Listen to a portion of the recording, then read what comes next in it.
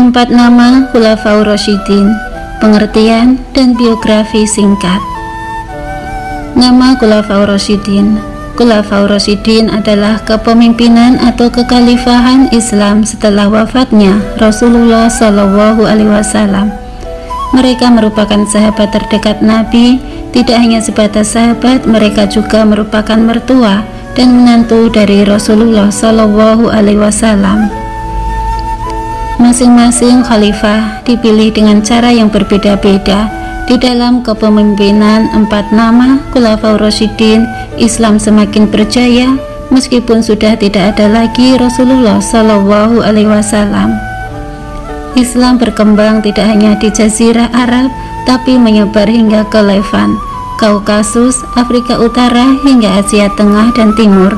Berikut ini 4 nama Khulafaur Rasyidin yang termasyhur dan bijaksana.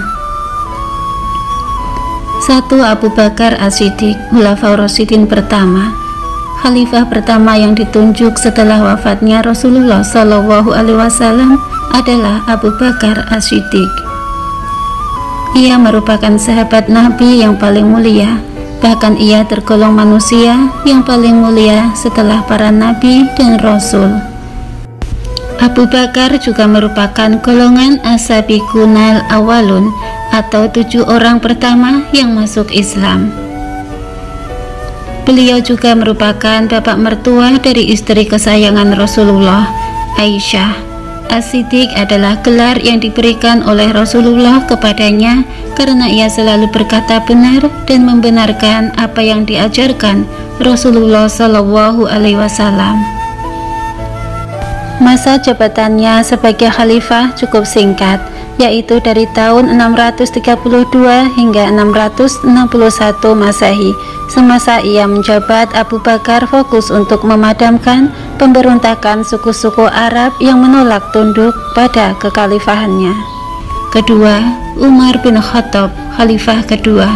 Sebelum Abu Bakar dibaiat sebagai khalifah pertama pengganti Rasulullah, beliau mengusulkan nama Umar dan merendah diri. Umar memang sosok yang tegas dan bijaksana sehingga ia banyak disegani oleh para sahabat lainnya. Ia bahkan sangat ditakuti oleh para musuh-musuh Islam. Diberi gelar Al-Faruq oleh Rasulullah yang berarti pemisah antara yang hak dan yang batil. Ia termasuk golongan Amirul Mukminin yang pertama kali masuk Islam bersama dengan Abu Bakar. Wataknya yang keras membuatnya mendapat julukan singa padang pasir. Beliau menjadi khalifah kedua menggantikan Abu Bakar. Sebelum meninggal, Abu Bakar memang pernah bertanya kepada para sahabat tentang penunjukan Umar sebagai penggantinya. Para sahabat yang lain juga menyetujuinya.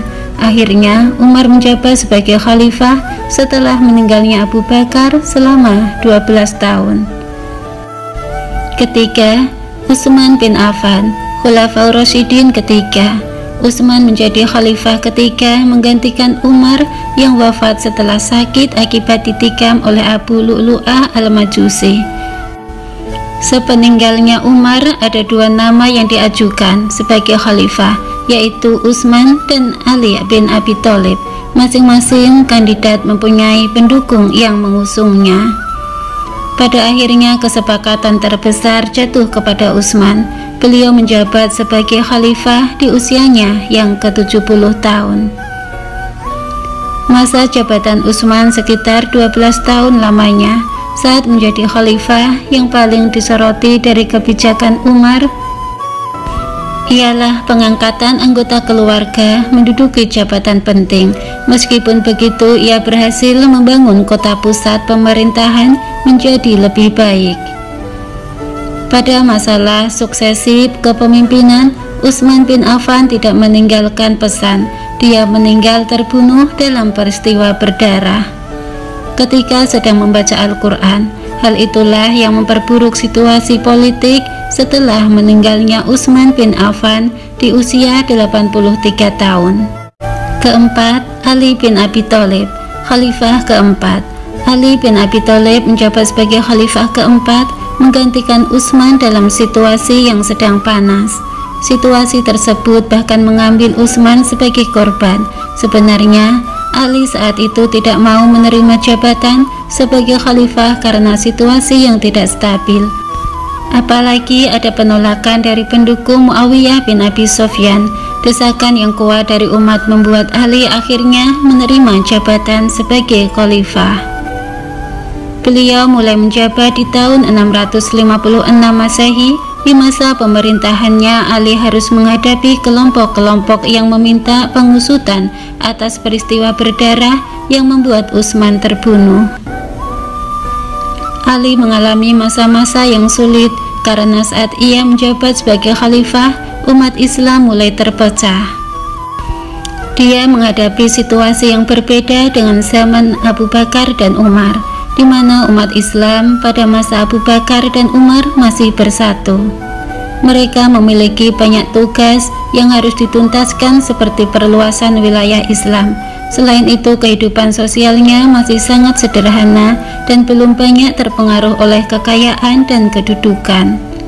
Sedangkan zaman Ali bin Abi Thalib wilayahnya luas dan besar, serta perjuangannya sudah terpengaruh oleh motivasi duniawi.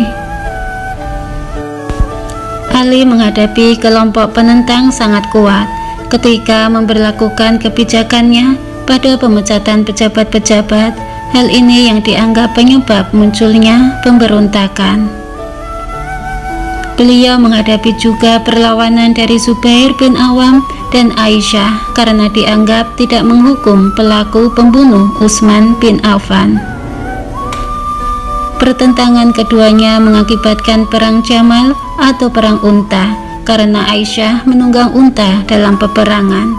Pertentangan Ali dengan Muawiyah mengakibatkan perang Siffin. Perang tersebut diakhiri dengan tahkim atau arbitrase di Daumatul Jandal pada tahun 34 Hijriah. Akibat peristiwa itu, muncul 3 golongan di kalangan umat Islam, yaitu Khawarij, Murji'ah, dan Syiah.